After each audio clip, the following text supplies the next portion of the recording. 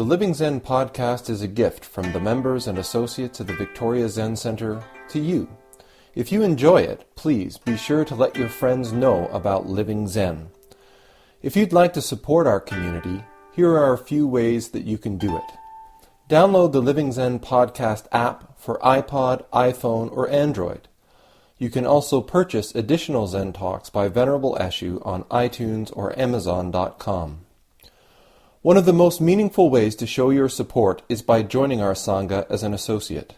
Your commitment of $10 a month will ensure that offerings like the Living Zen podcast and our online e-Zendo will continue to be available around the world to everyone with an interest in truly living Zen. To become an associate, please visit our website at www.zenwest.ca and click on the membership tab. Thank you for your support.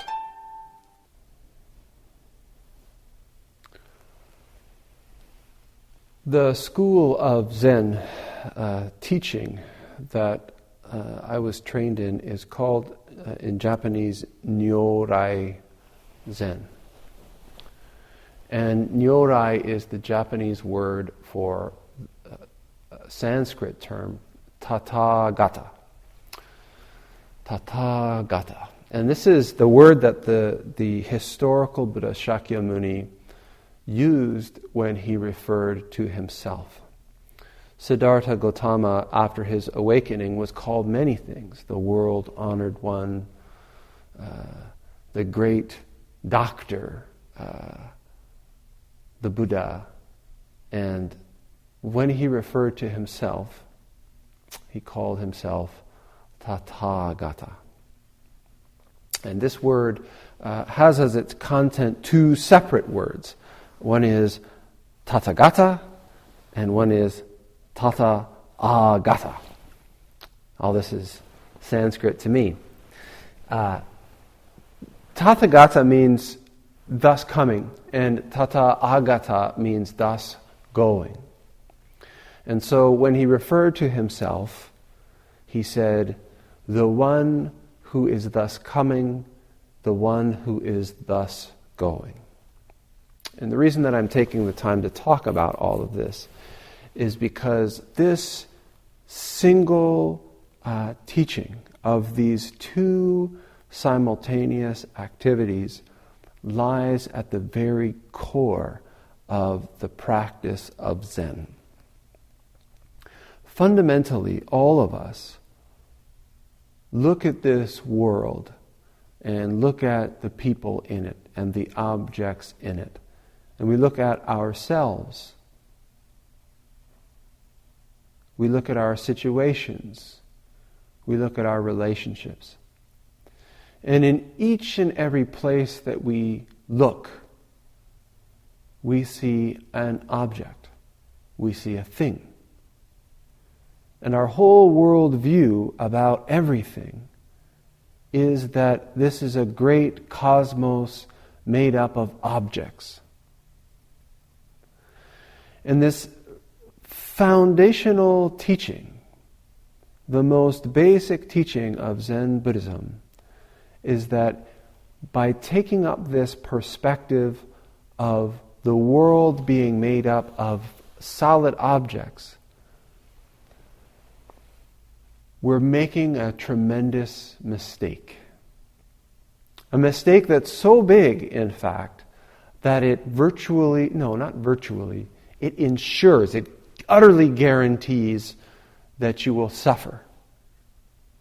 Because when we sign up for that, when we ascribe to this idea that this is a universe that's full of static, separate objects, we're signing up for something which is just not true. This teaching of two fundamental, simultaneous and mutually opposing activities, which in Sanskrit is Tathagata, Tathagata, thus coming and thus going. It's been expressed in many different ways throughout time. We can talk about it as the activity of birth, the activity of death, the activity of arising, the activity of dissolving.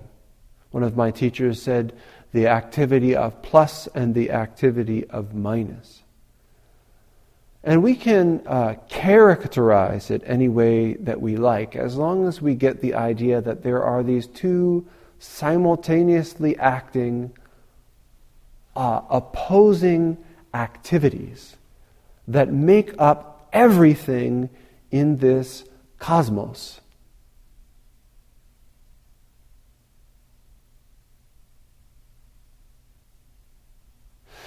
Zen Buddhism isn't a matter of faith. I've just sort of laid out a real fundamental principle in this teaching, and I don't ask you to believe that.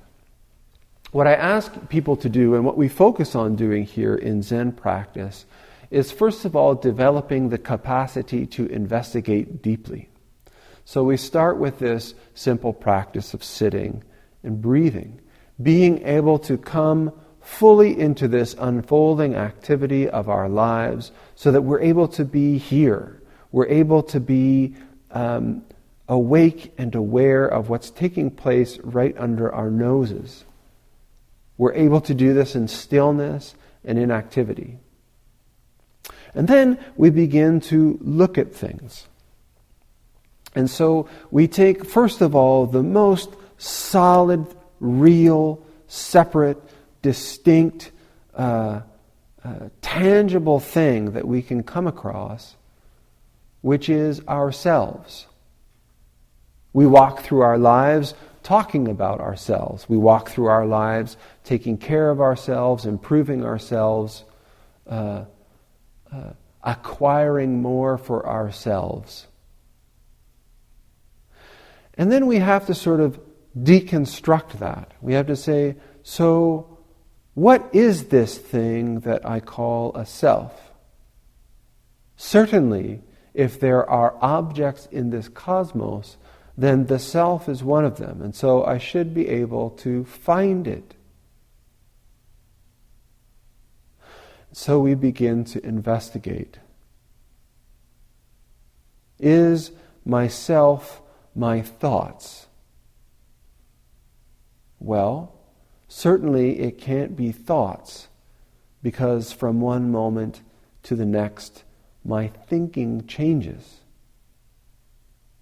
The thoughts that I had yesterday or an hour ago or when I was a child are not the thoughts that I have today. What about feelings? Well, certainly my feelings change as rapidly, if not more so, than my thoughts. So there is no self to be found in my feelings either. We can't find self in beliefs. The things that I believed when I was a child are not the things that I believe today. Even our very physical structures, I'm told, every 7 years, every last bit of this skin bag that I call myself is different. It's new. It's not the same. Every situation that I walk into, every relationship that I have, every moment of every life, of every breath that I take has never happened before, will never happen again. This thing that I call a self is not a thing at all.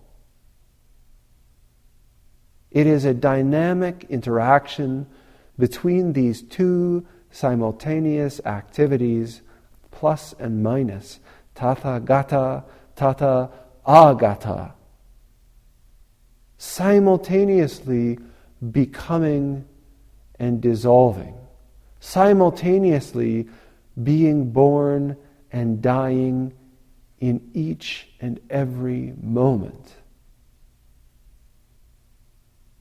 This realization, this penetration, this awakening is of crucial importance in Zen practice.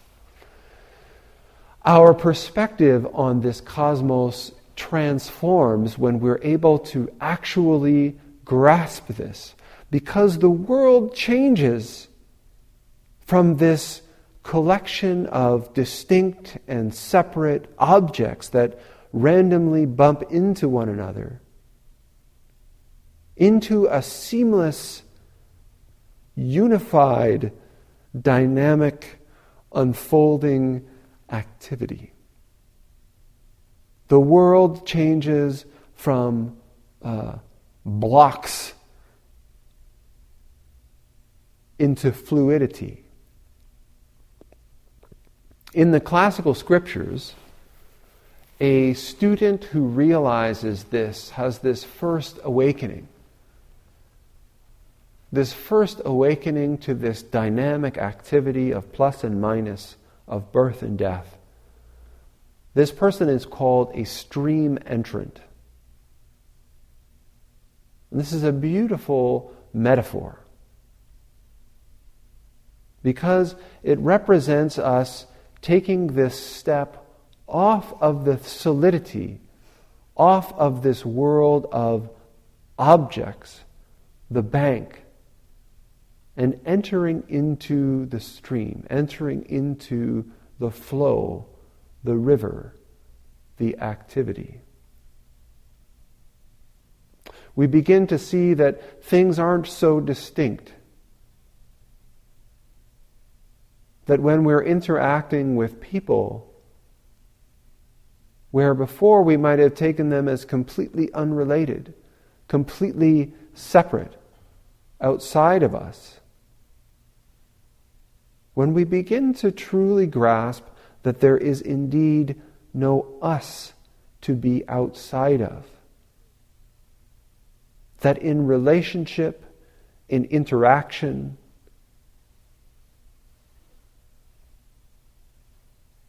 each and every one of us is united. We are one. Each and every object, each and every mountain, each and every river, each and every star, and each and every planet, and each and every galaxy, all of this is this singular, unblemished fabric, intimately connected, endlessly dynamic, and eternally unfolding. So, this practice on Tuesdays, I'm often talking very nuts and bolts. How do you sit? How do we pay attention to our posture? How do we go about dealing with our in-laws? Very practical stuff.